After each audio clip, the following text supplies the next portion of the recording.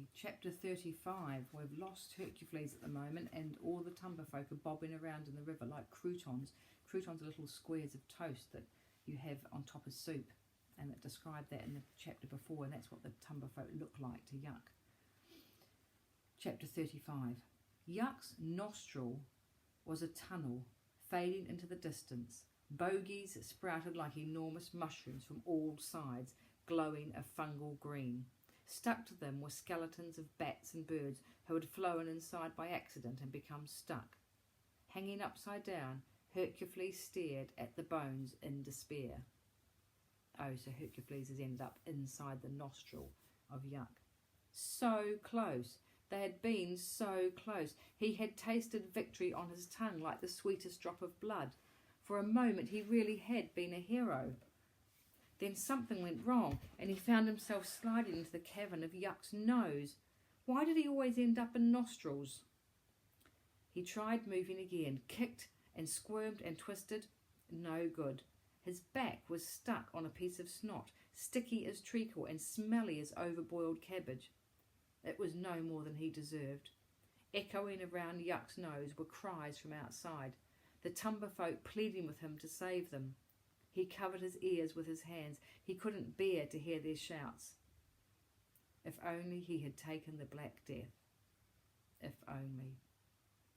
A shadow passed over the far-off entrance. Something wriggled up the nostril towards him. An enormous finger. Hercufleas gasped. The disgusting brute was picking his nose. He looked around the dim green glow of the bogies for M. There! The sword glinted just beyond his reach, embedded in the giant's nostril. M must be what was irritating him. Hercufleas strained to reach it. A little further, the giant finger wriggled up towards him like an enormous worm. He gripped M's hilt and pulled with the last of his strength. The sword came out with a squelch. In 2 slices, Hercufleas was free. He dropped to the ground, the finger right behind him, and fled further up Yuck's nose. The nostril narrowed until it sloped sharply down. Foul air rushed overhead, and there was a sound like enormous bellows wheezing. Where was he now? Aye! A terrible scream echoed up from somewhere below. Perched above Yuck's nostrils, Hercufleas saw a dim shape tumble down the giant's throat and vanish away with a faraway plop. "Mare clear!" he called out. "Doomed!" There was another high-pitched scream as Mrs. Lorenz followed him. She was so fat she got stuck halfway down.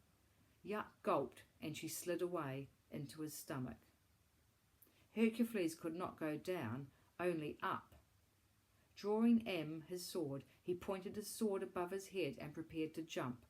He crouched, eyes shut, legs shaking with tension, until at last he could hold it no more. Like a javelin, he pierced deep into Yuck's head.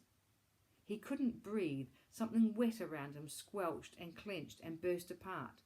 Then suddenly he gasped air and opened his eyes. Where was he? I wonder which part of Greta's head he's inside, if he went inside his nose and went up instead of going down. Greta was the only person left clinging to Yuck. Soaked, sodden, she watched from his shoulder as the giant wrenched a tree from the bank and used it like a broom to sweep all the Tumberfolk into the middle of the river. Then he snapped a tall chimney off the bakery on Butterbot Lane and used it like a straw. He sucked up water and squirted it at the poor Tumberfolk. He blew bubbles under their feet and stirred them round and around. Ha, ha, ha. Yuck was playing with his food before he ate it. Then he began to guzzle. First Mare Claire, then Mrs. Lorenz. Greta watched in despair. She didn't know what had happened, only that Hercufleas was gone. Perhaps he had drowned, or even abandoned them. She choked back a sob. She had believed in him. They all had. Greta looked up. Yuck's head rose like the peak of a mountain. Suddenly she remembered the flea-melee. She scowled. Tumber was doomed, but she could still save someone. She tossed the howitzer down into the water. No need for it now. All she needed was her axe. She checked the edge. Keen. Slinging it over her shoulder, she began to climb. So it sounds like Greta is going to go and try and save the Fleemily.